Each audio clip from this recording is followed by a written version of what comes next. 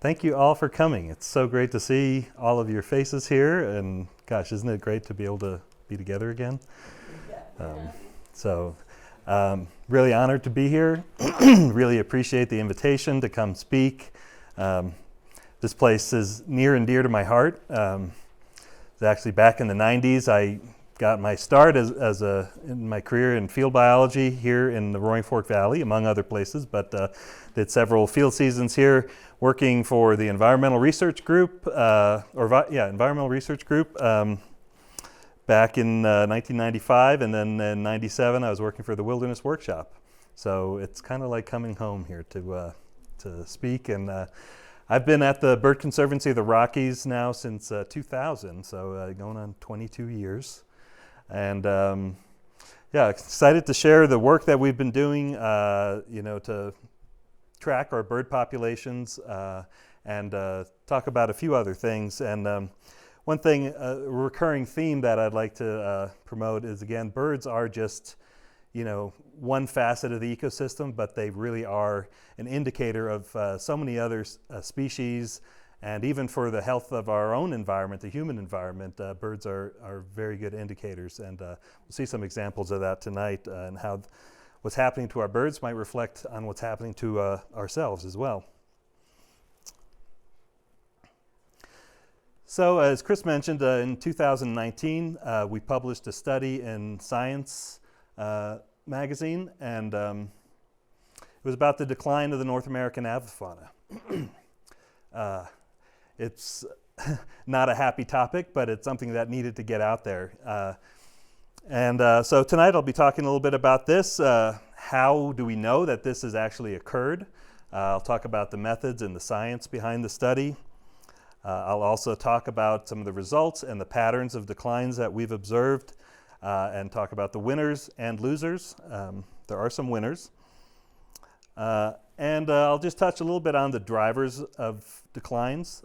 In a general way, we did not address drivers specifically in our study. That would be a whole nother study, and one that unfortunately we can't really do scientifically yet, because it's very difficult to link large-scale population changes to specific events happening on the ground. But we do have a pretty good sense of what is impacting our bird populations.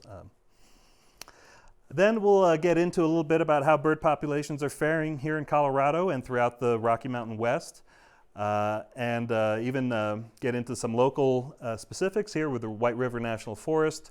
I'll describe our IMBCR bird monitoring program. This is one of our key programs at the Bird Conservancy of the Rockies that we've been implementing for over a decade now. I will talk about the die-off of birds from 2 falls ago. If you all recall, there was a massive die-off of fall migrants. Many reports from Colorado, especially New Mexico, but several other states from Nebraska to Arizona, and talk a little bit about what some of the impacts of that might have been. Again, it's very hard to measure specifically because that event happened so quickly, and nobody was prepared to go out and actually document it scientifically. There were lots of anecdotal observations, but we'll look at some of the impacts from our science on bird populations over the last couple of years.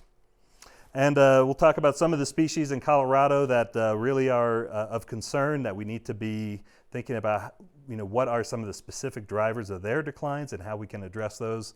And I'll also promise to touch on a few bright spots. There are some reasons for hope. I'll also get into some conservation success stories, things that you might have already heard about, but to demonstrate how we can actually reverse population trends of birds. And I'll talk about some of the programs we do, and as well as some national conservation initiatives and funding programs and legislation that's currently pending. So, how many of you are familiar with the Bird Conservancy of the Rockies? All right, just a few. Well, we are a Colorado-based organization founded in 1988 as the Colorado Bird Observatory. We've since changed our name twice to better reflect what our mission has always been, which is the conservation of birds and their habitats through an integrated approach of science, stewardship, and education. And our work radiates from Colorado and the Rocky Mountains and Great Plains down through Mexico and Central America. I'm going to take you back to a moment in time. Some of you may remember when Rachel Carson's book Silent Spring first came out and first shed light, really sort of sounding the alarm about bird population declines. Much of the evidence for her book came from studies she had done locally on bird populations and the declines she had detected, back in the 60s. Rachel Carson had a good friend by the name of Chandler Robbins, who worked for the Fish and Wildlife Service at the time. And when her book came out, he had the vision to set up the North American Breeding Bird Survey, which is a voluntary program that operates across the United States and southern Canada, and has been the main source of information on our bird populations continentally and at smaller scales as well. So these are types of information that's generated from the Breeding Bird Survey, trends of birds at both continental and local scales. So there have been several studies of bird population trends. In fact, Chandler Robbins published a paper in 1989 that was the first analysis of breeding bird survey data that showed declines in 156 species of neotropical migrants. That's roughly a quarter of all the birds in North America. So again, that was bringing attention to what was happening to our birds. And there's since been other studies. This is from a recent State of the Birds report that shows combined population trends for birds in different biomes. And you can see the negative trends there down at the bottom, in particular grasslands, arid lands, forest birds, and then the one bright spot there of birds that have been increasing are wetland birds. But what we've never been able to answer with these types of data and information is, are we losing more birds than we're gaining? Because we know that some species have increased while others have decreased. So this was the question that sort of set us off on this quest to understand how has the total abundance of bird populations in North America changed as a result of these trends. So to do that, we had to compile data from a number of different sources on both population size and population trend. And we relied on long-term data sets that were collected in a standardized, systematic way, and that covered the majority, if not the entirety, of bird species ranges.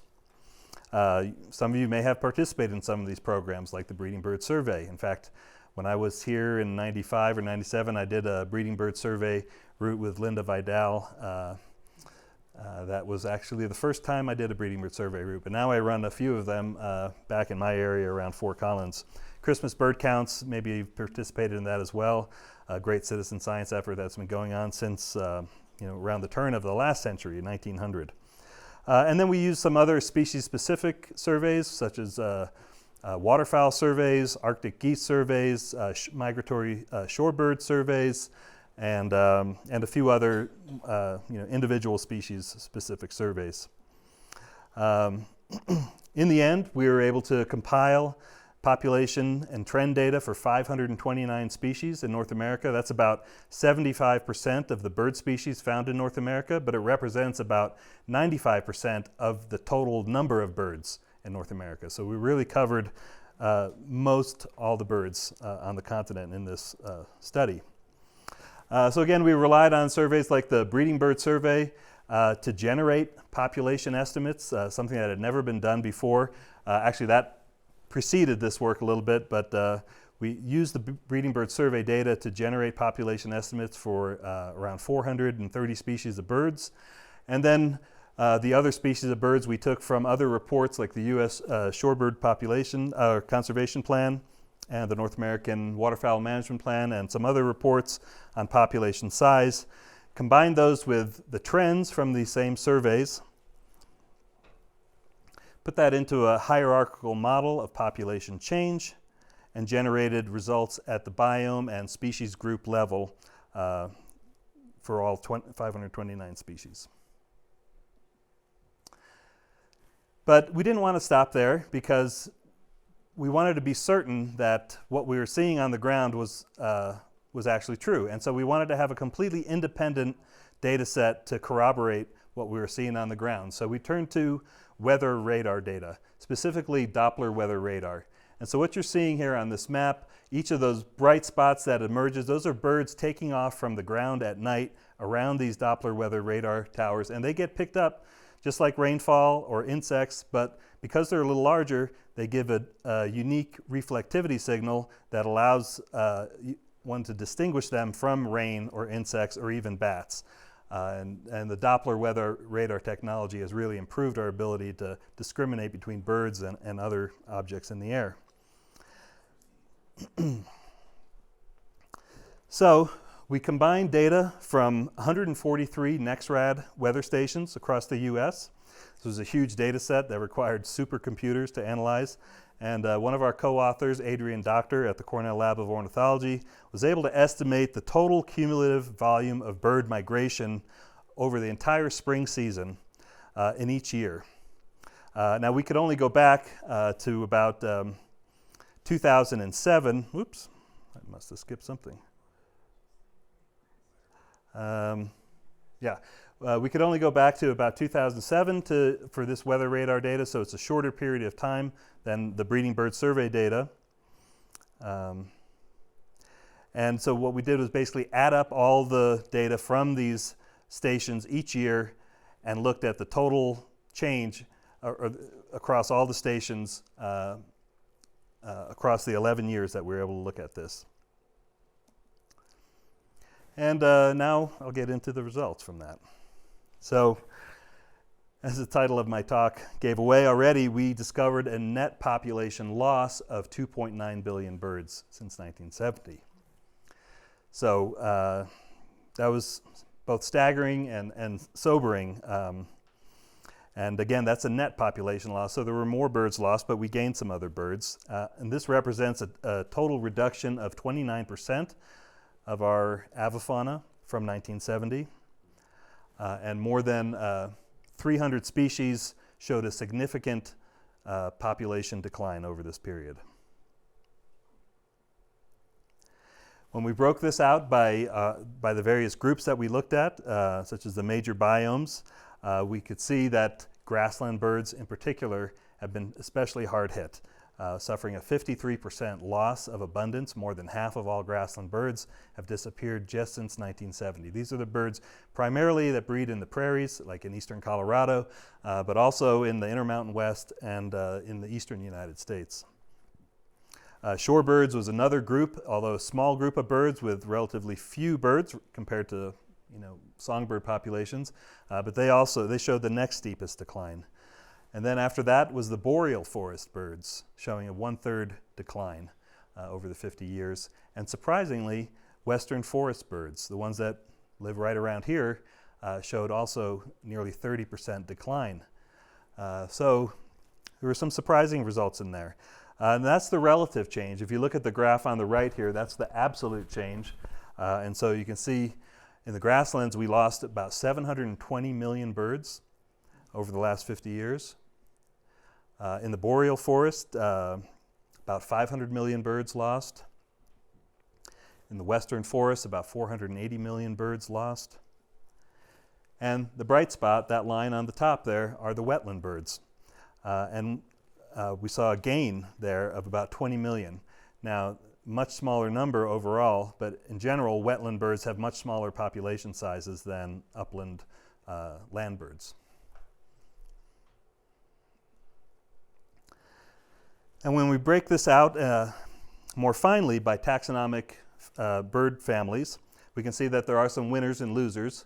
And note that there were 3.2 billion birds lost in total and 250 million birds gained over this period, so the net loss of 2.9 billion. If you look at this wheel on the left there, you can see which groups of birds were particularly hard hit. And you'll notice the sparrows. These are the American sparrows, not our house sparrow that you see in the cities and towns, but our native sparrows, wood warblers, and blackbirds, surprisingly. These three families of birds made up more than half the birds lost. And there were, I think, 38 other families of birds that also showed losses. And there were, I believe, 10 families of birds that showed gains. And that's over on the right there. And in particular, the ducks and geese and raptors. Now, those birds have had wetland protection since about 1980. And with the removal of DDT, just like the bald eagle has recovered, so have many other raptor populations. So that was not a particular surprise to see that. But one surprise that was in this group were the vireos. Vireos as a whole, as a group, showed a significant increase across the country, driven in large part by this vireo, the red-eyed vireo, which has been doing very well. But a bit of a mystery there, and we can take any questions on that later, talk about it. But one of the surprising results was that more than 50% of the loss was made up by 10 of the most abundant species. These are familiar birds like the horned lark, dark-eyed junco, savanna sparrow, red-winged blackbird, all very widespread as well across the country. So numerically, they represented a very large percent of the overall bird population. Another surprising result was that another large group of these birds that we've lost are introduced exotic species, like the house sparrow and the starling and the pigeon. These are birds that arrived with the help of humans and have since increased and spread across the whole country, but over the last 50 years, they're showing significant population declines as well.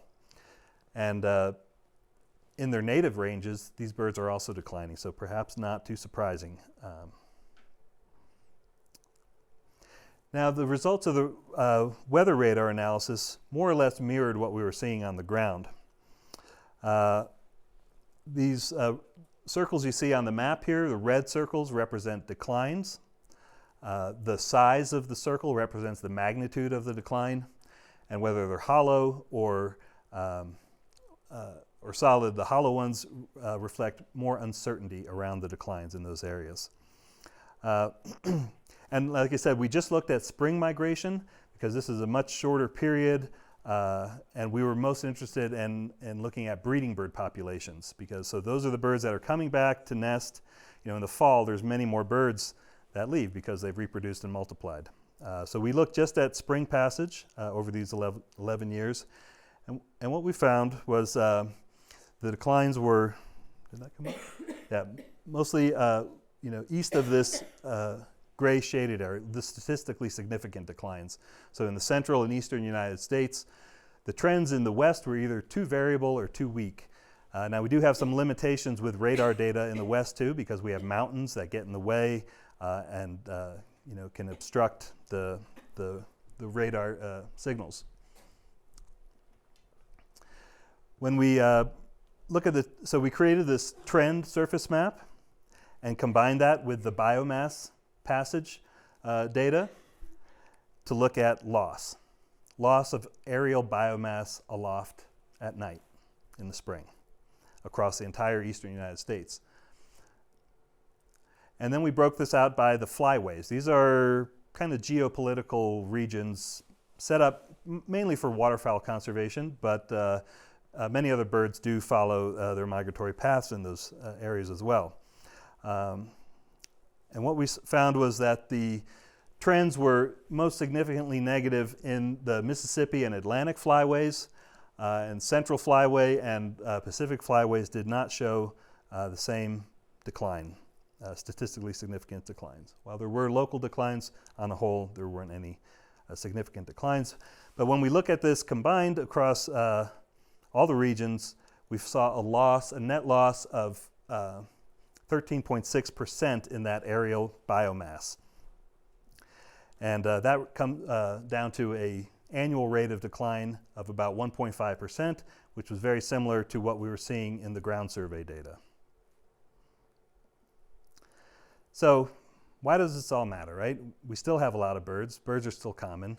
Well, there's a few reasons.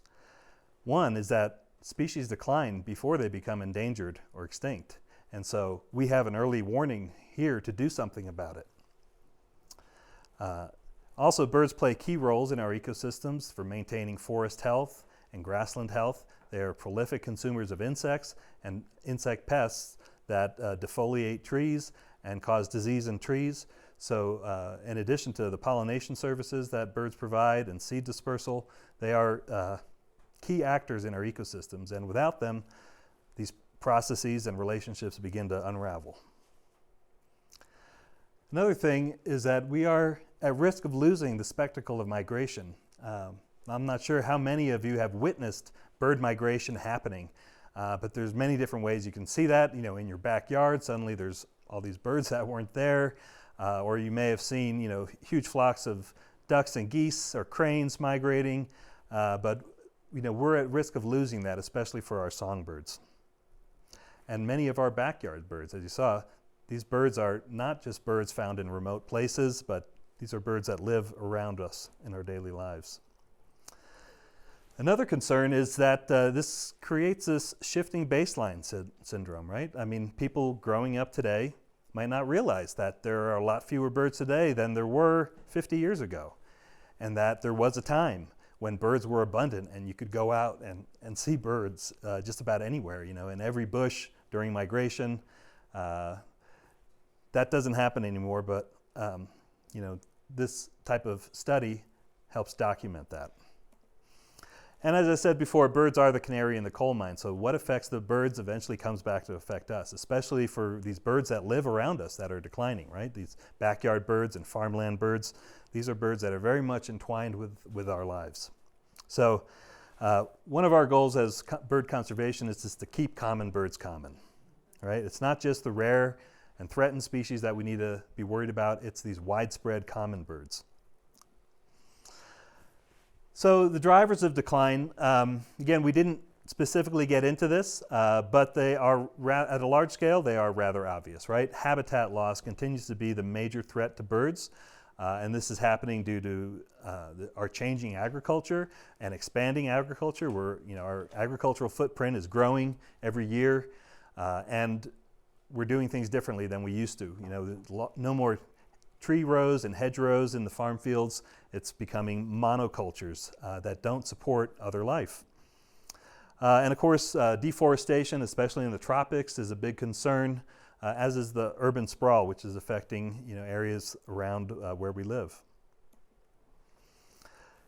But there are other sources of mortality that are also contributing to bird population declines.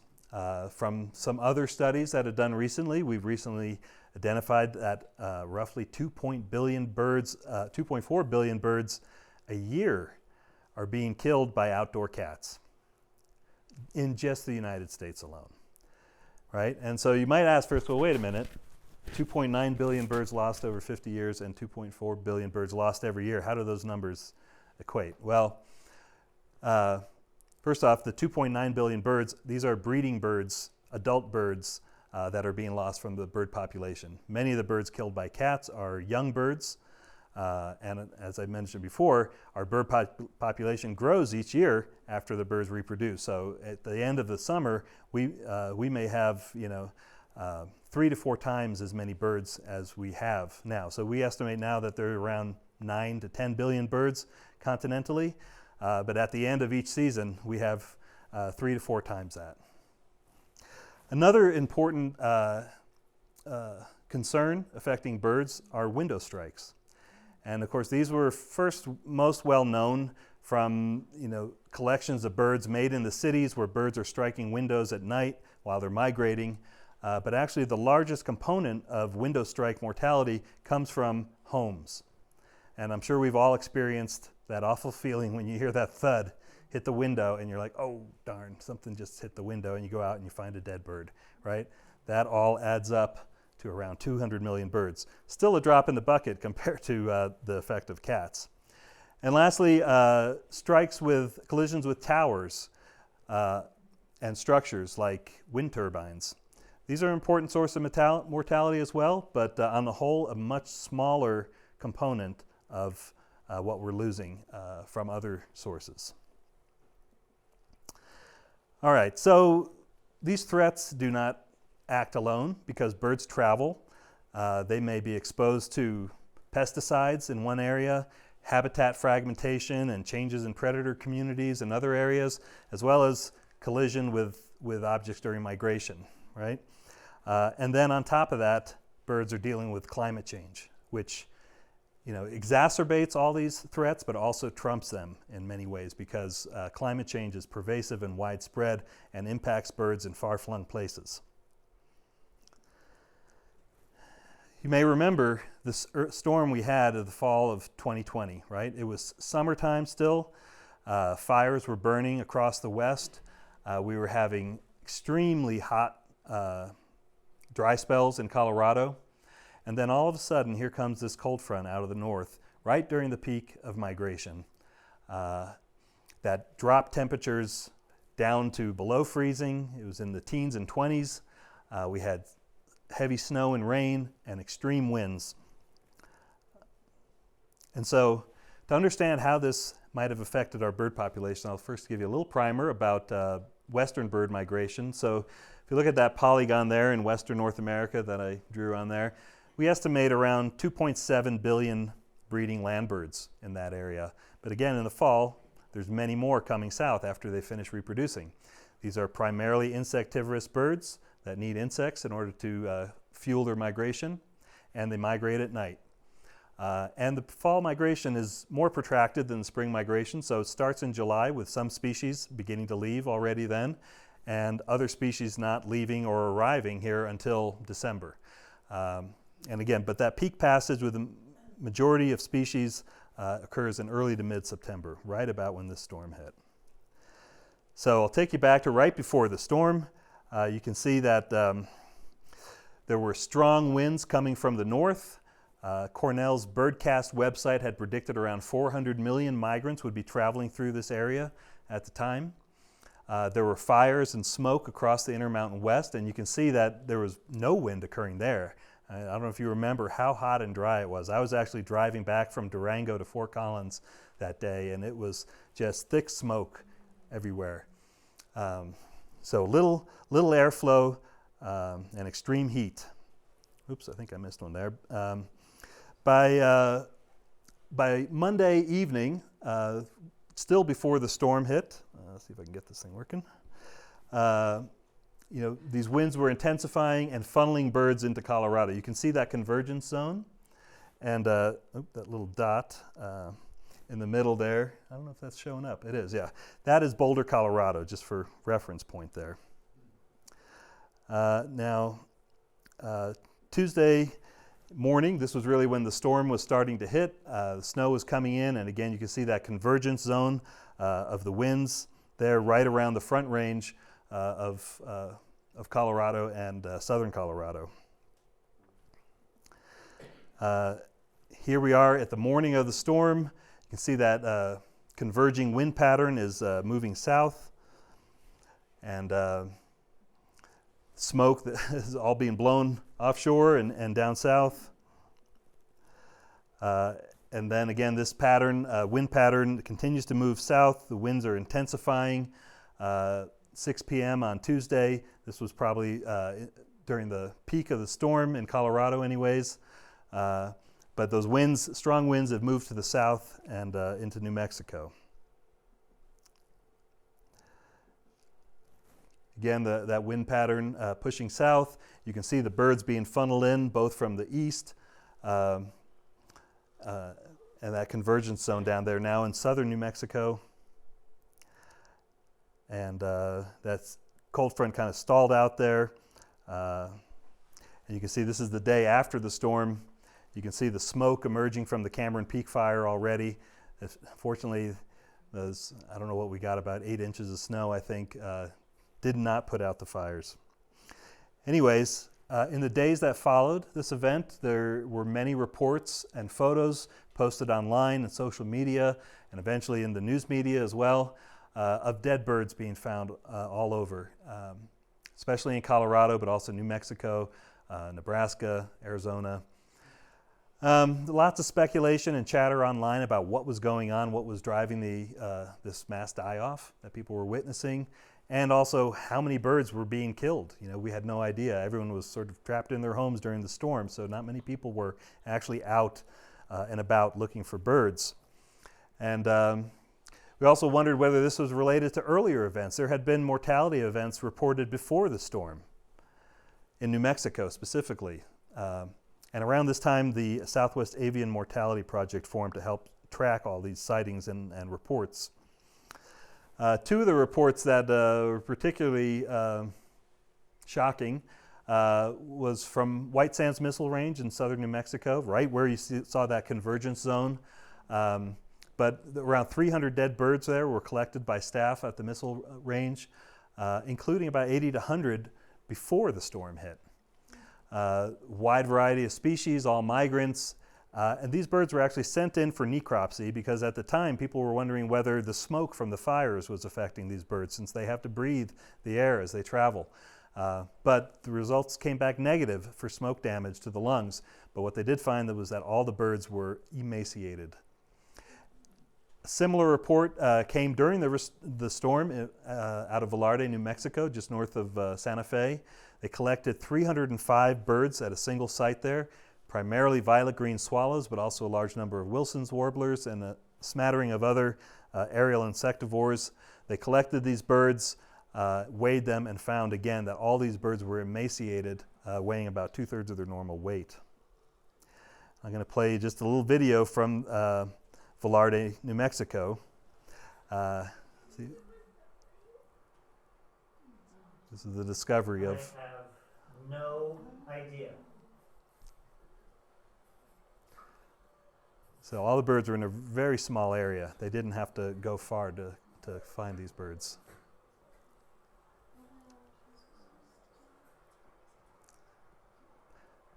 So this is the only actual documentation of dead birds being found that I'm aware of. Before the storm, as I was saying, there was this extreme drought happening. If you look, almost the entire western United States and northern Mexico was in abnormally dry to exceptional drought. And so this meant that refueling sites for birds that were migrating from further north and trying to leave were in poor condition, and birds were probably struggling to get enough food to fuel their migration. So what likely transpired was that we had this widespread drought and birds were arriving in poor condition. That's why the birds from New Mexico were emaciated already before the storm. And then we had this extreme weather event that the birds just couldn't handle. And it happened during the peak of migration when tens of millions of birds are passing through our area. And then those wildfires, if they didn't affect birds directly, they may have forced birds to leave their breeding grounds early. Young birds especially that weren't prepared to leave, weren't ready, and that smoke in the air may have also funneled birds away from the fires to other areas that were safer, causing them to concentrate in those areas. So, what has been the impact of that? Of course, it's a very complex picture because the birds that were here are not just Colorado birds. They may have come from any number of places. We try to look at this using our IMBCR program. This is Integrated Monitoring and Bird Conservation Regions that I mentioned earlier before. This is a partnership-driven, multi-scale, primarily a land bird monitoring program that we currently operate in all or parts of 15 states. Our goal is to get complete coverage of bird conservation regions. These are ecologically similar regions that have similar bird communities so that we can assess population changes at the scale of populations. And currently we have complete coverage in the shortgrass prairie region, the badlands and prairies region in the northern Great Plains, and we have pretty good coverage of the northern Rockies and the southern Rockies, but not into Arizona, and we have also good coverage in the Great Basin. But I'm going to be talking primarily about our work in Colorado and the northern Rockies. This is a similar type of program to the Breeding Bird Survey, but differs in a number of respects. It's a grid-based stratification, so we lay a grid out across all of our area and randomly using an algorithm that ensures a spatially balanced sample, select these 1 kilometer grids as a sampling unit, and then within them we do 16 point counts that are equally spaced out to represent that 1 kilometer grid cell. And there's nested strata at different levels, so we can look at trends at, for example, an individual national forest, all the way up to that bird conservation region scale. As I mentioned, the field methods, so we do 6-minute point counts. Breeding Bird Survey is 3 minutes. We found that 6 minutes is optimal for detecting as many species as possible within a reasonable amount of time. Beyond 6 minutes, the accumulation curve starts to level off in terms of the number of birds detected. and we collect some vegetation data as well at those points. The primary outputs from this program, density, trend, abundance, and occupancy. I'm going to focus on these first three. And I'm going to focus primarily on Colorado. I'll get into some results from some other places. This is Colorado on the right side of the map, or the screen there. And you can see that sort of dividing line between the mountains and the eastern plains. And you'll notice we've divided these up into different substrata as well, and all the different overlays, as we call them, like for example in the White River National Forest is one of our overlays, and so I'll be getting into some of that data as well. So when we looked at population changes in that western part of Colorado between 2020 and 2021, remember the storm was in fall of 2020, we saw that 47 species decreased in density, with an average decline of about 22% in those 47 species.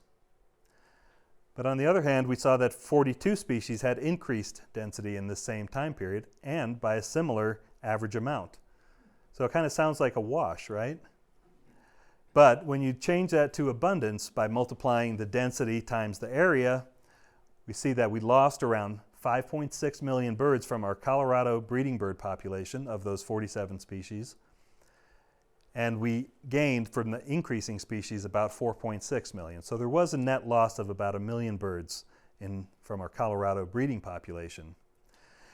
I decided to look at this a little more closely and divide these birds up into different types of migrants, right? There are migrants that largely leave early. There are migrants that are leaving or passing through, sort of during that peak period. And then we have the later migrants that either depart later or come through later. And then, of course, we have resident birds as well. So I thought I'd break these birds up into those groups to see if some groups of birds were more affected than others. My hypothesis was that the early migrants would have fared better, since most of them would have left. And sure enough, there were fewer early migrant species that declined than that increased. With the peak migrants, we saw the opposite. There were more species that declined than increased. And with the late migrants, again, there were more species that declined than increased. And with the residents, it was closer to 50-50, but a few more that had increased. So it still kind of sounds like not a big deal, really. But and I should mention again that this is not establishing a causal relationship. Unfortunately, we can't do that. There's just no way to link what happened to these changes. But it's still interesting to look at these changes. And I don't know how familiar you all are with bird codes, 4-letter codes that are developed by biologists to help them not have to say, yellow-rumped warbler a million times a day. So the codes basically follow a system of where if it's a 2-named bird, like gray vireo, you take the first 2 letters of the first name, first 2 of the last name. So we have gray vireo, cliff swallow. When it's a longer name, like black-chinned hummingbird, you take the first letter of each of the first 2 names and the first 2 letters of the last name. Anyways, just did this shorthand so you could see maybe a few of the species you might recognize as either ones that decreased or increased. But there's a better way to look at this on a species level. So I wanted to look at a few different species trends and see how 2021, which was after the storm, compared with data beforehand. And start with the blue-gray gnatcatcher. This is a species that's generally been increasing in Colorado. Had an actual positive trend before 2021 happened. So you can see 2021, fairly minor but still significant drop in density, and that actually changed the trajectory of this trend.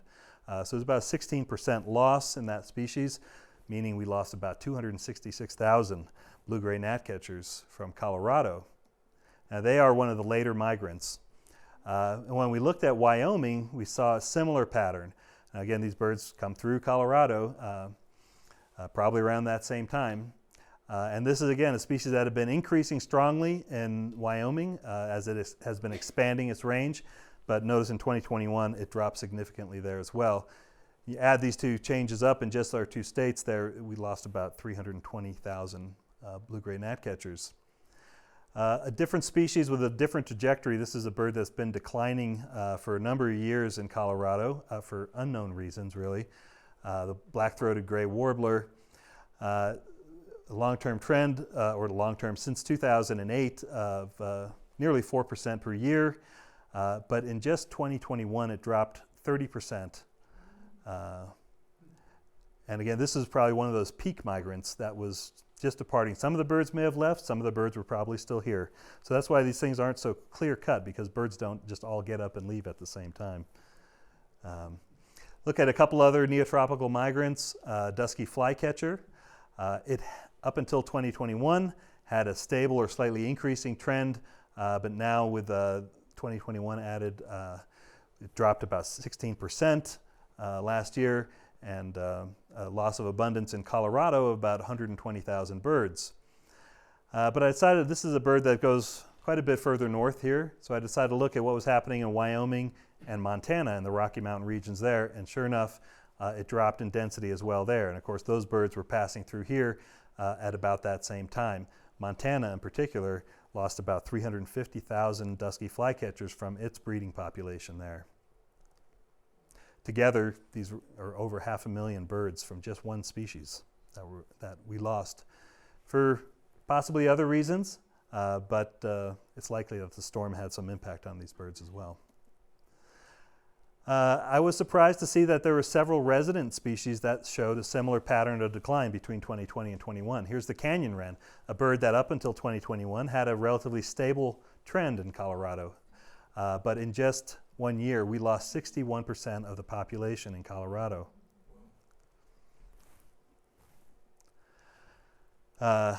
Golden crowned kinglet was another bird, a resident bird that I was surprised to see such a sharp drop in density. It had also been increasing for a number of years and still has a statistically positive trend, but you can see 2021, the bird took a big hit. In Colorado, lost about 50% of its population in just 1 year. I again started to think, okay, well, what happened further north with this bird? And similar large losses in Wyoming and Montana. In total, in just 1 year, we think we've lost about 1.5 million golden crowned kinglets. The bird of our spruce forests. So when you add it up across the 47 species that, or actually across all the birds that we monitor, the combined loss versus gain you can see on the graph here, and the net. So Colorado had a relatively small net change, but it still lost 5 million birds of those species that decreased. Montana had a even larger loss of around 11 million birds in total, and Wyoming also a loss of birds and a net loss of birds. And when you look at it combined across our 3 states and the Rocky Mountain regions, we lost, excuse me, I knew that was going to happen at some point. We lost 21 million birds from our Rocky Mountains in just 1 year. And, you know, of course, there were some other species that are doing well. Some of those early migrants especially were doing well and have increased. So we did gain some other birds, but still a net loss of 10 million birds from the Rocky Mountains in the United States. There are a few bright spots, though, and I want to cheer you all up because that's some rather depressing news to have to process. Here you can see mountain bluebirds took a little bit of a hit as well in 2021. But overall, they still have a positive trend in Colorado. So a bright spot amid some stormy skies, increasing at about 3.5% per year. Broad-tailed hummingbirds. This is one of those earlier migrants. Most of our birds leave here. The breeding birds leave here in August. Of course, we still have broad-tailed hummingbirds in early September. Those are probably birds coming from farther north. But in Colorado, this species is doing quite well, which is nice to see because their population as a whole, according to the Breeding Bird Survey, is declining. So this is a bit of a bright spot. Same with the mountain bluebird. So these are different trends than what we're seeing continentally for these 2 birds. All right, three-toed woodpecker, a species that for many years was of concern and was on Forest Service sensitive species lists, has been doing very well in Colorado and throughout the Rocky Mountain West, and you can probably guess why. all the wildfires and the beetle kill has really provided a boon for this species. 10% per year annual increase, pretty significant.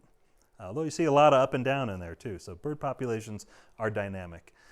Bringing it a little closer to home, orange-crowned warbler is a species that on the White River National Forest has been increasing since we began monitoring there in 2008, increasing at almost 5% per year.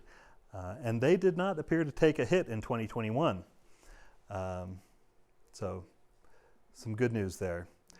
Lincoln sparrow, a bird of the subalpine willow cars, also doing quite well in Colorado.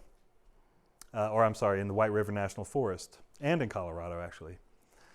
McGillivray's warbler is a bird of open shrublands, openings in the forest, riparian areas, also showing a strong positive trend, although note that it took a big hit in 2021 as well, perhaps due to that storm. Still positive overall. And one of the messages here is that bird populations are resilient. I mean, they can rebound and they do change from year to year. Western tanager, another one of those early migrants that largely departs our area before September, been increasing at around 5.5% per year, and they did not take any hit in 2021. Now, unfortunately, there is still some bad news locally. The white-crowned sparrow, one of the most abundant birds of the subalpine, has been declining sharply both on the White River National Forest and in Colorado. This is a mystery. I mean, this bird would be considered a trash bird by some birders, right? Because they're just so common that you kind of tend to ignore them. But some very troubling trends, both at the White River and statewide. Again, it might not have anything to do with what's happening in their habitat here. It might have to do with where they go during their migration and during the winter and things they're exposed to there. Another unfortunate story to tell here is the Clark's nutcracker, which has been declining locally. I believe on a statewide level, though they are doing a little better, but a significantly negative trend on the White River National Forest.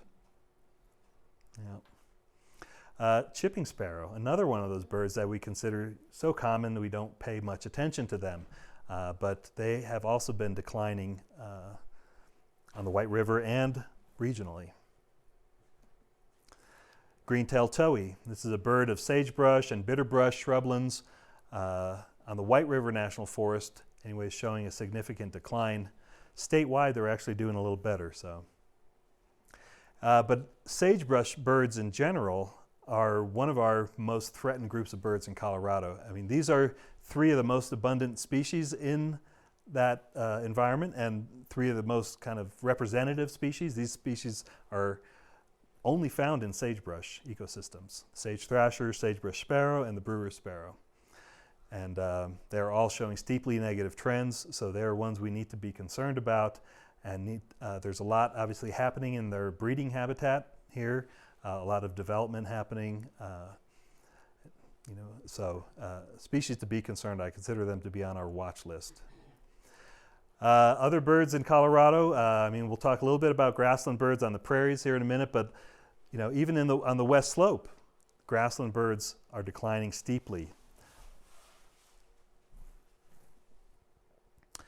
So on the eastern plains, it's a little bit of a different story, but because we have many more grassland species out there, about 30 species of grassland obligate birds that need to live in grasslands. They don't live in other types of habitats. Most of these are migratory. Most of them winter in the Chihuahuan Desert. And Colorado is especially important for some of these birds, like the mountain plover that has the majority of their population here, as well as the lark bunting, which is our state bird. They are continentally the most rapidly declining group of birds. And I mentioned in the earlier slide about 53% loss of grassland birds since 1970. That's continent-wide. If you look at our Great Plains grassland birds, 90% of which winter in the Chihuahuan Desert, that group of birds has lost 70% of their population since 1970. So there's something even more serious going on with this group of grassland birds than others. But in general, threats are high across the range for these grassland birds of the Great Plains and the Chihuahuan Desert. especially in Mexico, where they concentrate in a very limited area of grasslands, and where there's recently has been happening a rapid expansion of croplands in the deserts there that are eating up the grasslands. And there's also other more long-term problems of overgrazing and shrub encroachment that change the habitat for these birds, so they can't survive there. So, are there reasons for hope with all this bad news? Well, I do think there are. I mean, we talked about the bald eagle, right? This is a conservation success story. And they weren't the only one to benefit. But when we identified that specific cause of what was driving their population decline, which in this case was DDT, we could do something about it. We passed legislation, and that trajectory changed. Now we have bald eagles nesting all over. They've increased by like 900% since 1970. So they are doing really well, although they're still suffering from lead poisoning. But overall, the trends are still positive. They could probably be more positive. And the same thing has happened to peregrine falcons and other raptors that have benefited from that. The other group of birds to really highlight here are the waterfowl and wetland birds. This was another group of birds that we decided to do something about. Back in the 70s, and actually in 1980, we developed the North American Waterfowl Management Plan, and identified, hunters stepped up to the table and put their money where their mouth was, and supported legislation to protect wetlands, and now waterfowl populations are up by 56% since 1970. So it really shows what we can do when we put our minds and dedicate ourselves to that. So how do we replicate these successes for our songbirds? That's the question. We can do it. Well, we were encouraged also when we published the article in Science how much attention it got, not just here, but worldwide. It was covered by hundreds of media outlets across the world, and people really seemed to care. Caught a lot of our attention, and even caught the mainstream media's attention. You know it when your story makes it into the Onion that you've really made it into the mainstream media.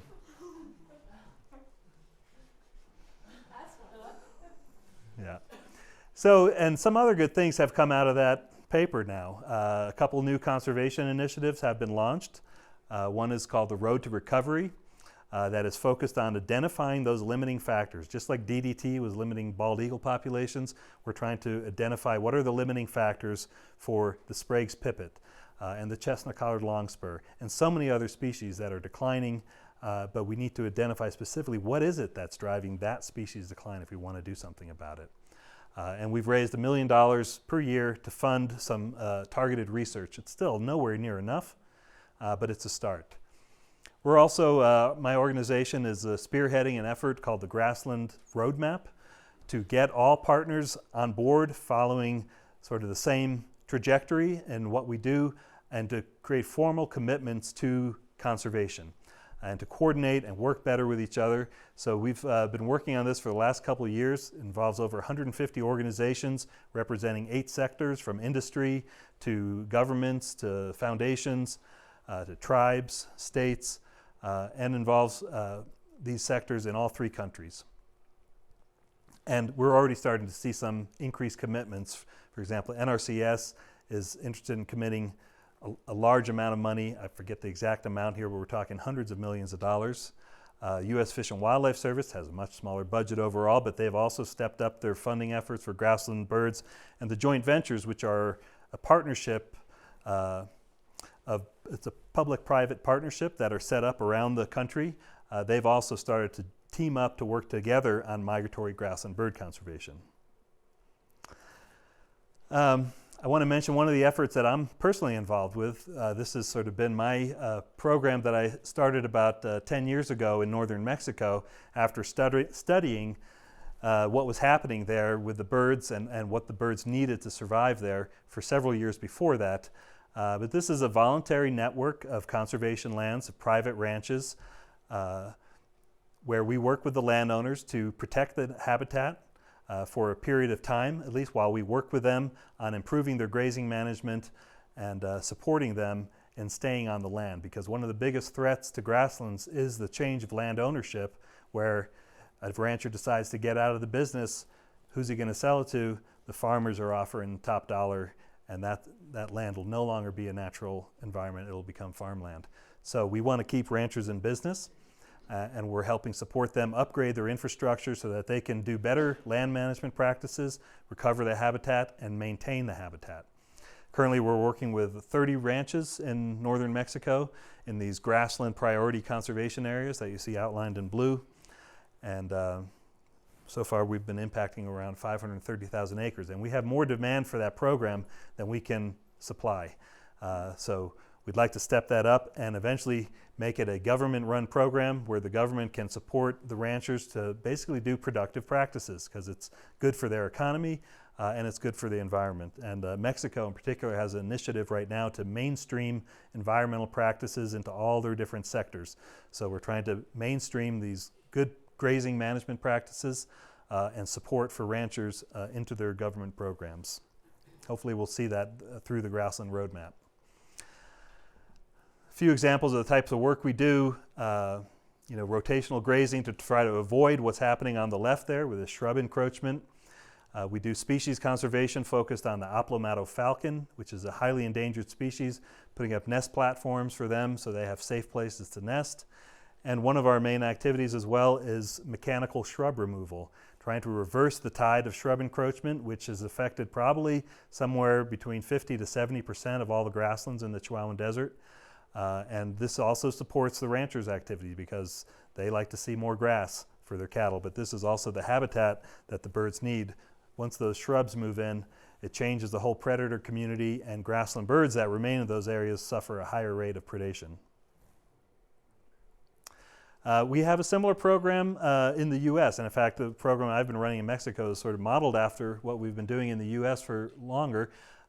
We have these private land wildlife biologists that are embedded in NRCS offices around the West and that work to implement Farm Bill conservation programs. If you're not aware of the Farm Bill, it is the largest conservation program in terms of dollars in our country, somewhere around $2 to $3 billion per year. It's an enormous amount of money, and we help make sure that is directed towards grassland bird habitat conservation and restoration. A couple policy initiatives I'll mention. One, probably the most important one, this could be a real game changer for conservation, is the Recovering America's Wildlife Act. This is a current piece of legislation that's been introduced in the House, has 165 co-sponsors, including 37 Republicans, so strong bipartisan support. What it would do is it would amend the Pittman-Robertson Act to provide $1.4 billion per year in grants to states to help them implement their state wildlife action plans. And that would address the needs of, together, more than 12,000 non-game species that currently don't have much at all happening for their conservation. So it would be a real game changer. We're also working with some partners on drafting legislation for a North American Grasslands Conservation Act that would be modeled after the North American Wetlands Conservation Act. And this is currently being spearheaded by National Wildlife Federation and National Audubon. But it would do many of the things that the Wetlands Act has done for wetlands, we hope to do for grasslands. One of the other successes we can cheer about is that protections for migratory birds have been restored. These are protections that have been in place for over 100 years in our country, and it's part of a tri-national treaty. So a very important piece of legislation that protects nesting birds in particular in our country. And I don't want to leave out the important programs we already have in place. We have vast public lands that can support birds and where we can do good things for birds. I mentioned the joint ventures, Farm Bill and other programs. We have lots of open space programs. These all help to do what we need to do to protect birds. Another important grant program I didn't mention, the Neotropical Migratory Bird Conservation Act. Relatively small program administered by the Fish and Wildlife Service, provides about $5 million a year for migratory bird conservation primarily outside the United States, recognizing that these birds depend on areas outside the United States. So a very important piece of legislation and a program that hopefully this year will see its first major increase. We're still waiting to find out. I believe the budget just passed, I heard. So somewhere hidden in there, is hopefully an increase for the Migratory Bird Act. All right, I know it's getting late, so you may be familiar with some of these things as well, but we didn't just want to put this bad news out there without having anything for people to do. So at the same time that we were working on developing the findings and publishing the report, we had a team of specialists from our organizations working on developing an outreach campaign and an education campaign. And so we came up with 7 simple actions that all of us can do in our daily lives to help birds, and these will make a real difference if we can all do them. We talked about window strikes. There are ways to make windows safer for birds. You've seen probably the decals, the reflective decals that you can buy in stores. There's also other solutions like hanging strings on the outside of your windows, spaced 4 inches apart. There's now a company that makes these and sells them, so you don't have to do it yourself. I think they're called Acopian bird savers or something like that. But you can find them online. And we could save, if we all did it, 200 million birds a year. The Bird Safe Windows Act was a piece of legislation that the day we published our report, this Republican senator, can't see his name there, anyways, he held up a copy of our report on that day and said, we need to pass this legislation because windows are killing birds. Keeping our cats indoors. This is a cultural change that may take generations, but we need to start, right? Catios, you like the catio? Yeah? Have you heard of catios? Yeah, right? I mean, we know cats want to go outside, but you know, it's better for them, and it's better for us, and it's better for the birds if they don't. Cats can transmit toxoplasmosis, which is a serious disease that can affect people, especially with compromised immune system. And it's transferred through, if you're cleaning the litter box and you get some of that on your hand and you don't wash your hands and then you eat some food, you could get toxoplasmosis. And of course, it's safer for the birds. For the cats, cats that live indoors live 9 times longer on average than cats that go outdoors. And they can cause a real problem when they become feral. You can just imagine how many birds are in this environment, probably 0, right? And I had to share my own story about cats because I love cats, and I love them and I keep them indoors. And they are perfectly happy, and they've been raised indoors since they were babies, so they don't even have any interest. I can open the door and leave the door open, go outside, and they'll just come and stand and look there. But they don't go outside, and they're healthy. We can do stuff in our backyards too, right? By reducing lawn and planting more native plants that provide fruit and flower, nectar resources for our birds. It's been shown that neighborhoods that have more native plants in them, birds do better, produce more young in those neighborhoods. And this not only can be done in our neighborhoods, but in our public green spaces as well, making sure to always plant natives. Avoiding pesticides. Sounds like a no-brainer, but pesticides are still widely applied, and now we have a whole new breed of pesticides that are so much more toxic than pesticides ever were. That are being used in our food production systems, neonicotinoid pesticides. Some of these pesticides, their level of toxicity is 1,000 times more than DDT, if you can imagine that. So whenever we can avoid that, buy organic food. We're using less pesticides, putting less in the environment. Eating locally is also a great way to help reduce our carbon footprint. Drinking coffee, that's good for the birds. This may sound a little abstract, but actually a majority of our migrant species that winter in Mexico and Central America winter in shade coffee plantations, and they're more abundant there than they are in the undisturbed forests.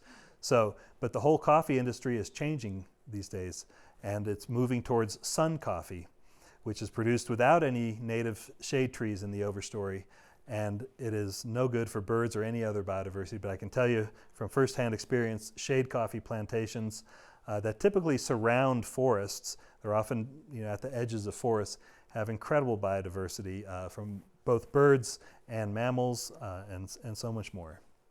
So supporting shade-grown coffee, you can see it almost looks like a forest, and it has that multi-level structure that the birds need, so you can have understory birds and overstory birds in shade coffee plantation. So when you go to the store, look for this label in particular. This is the one that really ensures that it's good shade-grown coffee with native species in the overstory. There's a lot of other marks, brands out there that have different requirements for what they consider, shade-grown coffee. Could be banana trees over the coffee, which does not provide the same kind of habitat as all the native fruit trees from the forest. Reducing plastics. Yep, we know this is a big issue, especially for seabirds, but now we're also finding that microplastics are getting into our environment everywhere. So a really important topic that we're just beginning to scratch the surface on in terms of its impact on both birds, but also human health. I mean, this is getting into us as well. So next time you order takeout, it comes in styrofoam, ask them, hey, have you considered using cardboard? There are alternatives, and it's up to us to promote those with our favorite restaurateurs. And lastly, but not lastly, watching birds and seeing what you see, sharing what you see and recording it in eBird. How many people here use eBird? That's awesome. Yeah, eBird is a fantastic tool, and part of the other work I do besides the grassland work in Mexico is on species assessment. So understanding the conservation status of all the birds. And eBird data is of tremendous value for that task. So bring a friend, share your bird sightings with your friends, and let's make birding contagious. And so I added a few more here that I think are important that we all can do, right? We can become a force for nature and birds. As bird watchers, we contribute $41 billion annually to our economy through all these bird watching trips that we do. Right? That's a number that's been reported by the Fish and Wildlife Service from a long-term study they did. So it's up to us to make our voices heard and make birds a priority. The next thing we all can do is supporting local conservation organizations, and I'm sure you all do this, but this is very important because these are the groups that are working on the front lines of conservation. And we would love to have all of you join the Bird Conservancy of the Rockies. We are a regional Colorado-based organization with a mission to conserve birds for all of us. And although we're based on the Front Range, we do a lot of work on the West Slope and throughout the Rocky Mountain region and the Great Plains. And we'd love to have you join us. You can find us online. You can sign up for a membership. It costs about, I think, $35, or you could become a friend. And there's other ways to contribute long-term as well. But it's support from people that both demonstrates the value of our organization to society, but also provides important funding for us to pursue priorities that we see as most important for bird conservation. So I'd like to think that with the publication of our science paper in 2019, that we've reached another moment in time for conservation, much like when Rachel Carson's book first came out, and that together we can act to save birds and save the world. I want to recognize my co-authors on the study from many different organizations: Cornell Lab of Ornithology, Georgetown University Smithsonian, American Bird Conservancy, the U.S. Geological Survey, and Environment and Climate Change Canada. Oh, and look, I left the Yampa Valley Crane Festival on there. This was from a talk a couple months ago. But thank you all so much for having me. It was really a pleasure to share this information with you. So happy to take any questions.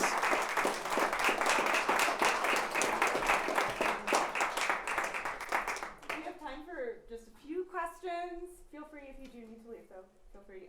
Yeah. And then I'm sure that Arvind will stay around for I'll be here. as well. But does anyone have a question? Yeah. Yes. So you talk a lot about how, at the beginning of your talk, you mentioned forest fires and drought and all of these things impacting bird populations. And I know we're still early in kind of researching the fallout of that big decrease, but do you foresee, a decline a vast decline in bird populations affecting the ecosystem or the biomes where they're living? Yeah, that's a good question. So the question was, as a result of the drought and the fires and the bird die-off, are we projecting to see ecosystem level effects from that? That's a really good question. It's really hard to say. Certainly they could happen. As I mentioned, bird populations are resilient, so it may just take a few good years if we get lucky, both on their breeding grounds and during migration, no big storms to kill them along the way, and then good survival on the wintering grounds. Those bird populations can rebound. So there may be some disruption, even if that does happen. However, if the trajectories continue to go down because of other events or conditions that drive populations further into decline, then we could start to see an unraveling of some of the ecosystem services that we take for granted, like healthy forests. Because birds, especially on deciduous trees, they consume these defoliating insects like moth larvae that would eat up all the leaves, but the birds come right at the same time that those larvae are coming out, and they maintain the balance. So we'll just have to wait and see, I think. Yep. Yeah. You mentioned earlier in your presentation about sort of a big loss of wood warblers and an addition of vireos. And right. I was just curious to, it seemed like It's, a point of entry to follow up on yeah. what the hypothesis for that, particular right. part of the data Yeah. suggests. Right, so the question, for those who didn't hear it, what is the deal with vireos, right? All these other bird groups like warblers, which share habitat with vireos, showed a major decline. But vireos have been increasing. Well, a lot of that, I think, is driven by the red-eyed vireo, which is the most abundant vireo in the whole continent. They breed across the eastern United States, even into Colorado, and north of us as well into Montana and the Black Hills. And so numerically, that species alone contributes a lot to that increasing trajectory. But on the whole, we have about 12 or 13 species of vireos, and they are all showing positive trends, except for the plumbeous vireo, which is the one that we have here in the Rocky Mountains. That's the only one out of all the vireos that's declining continentally.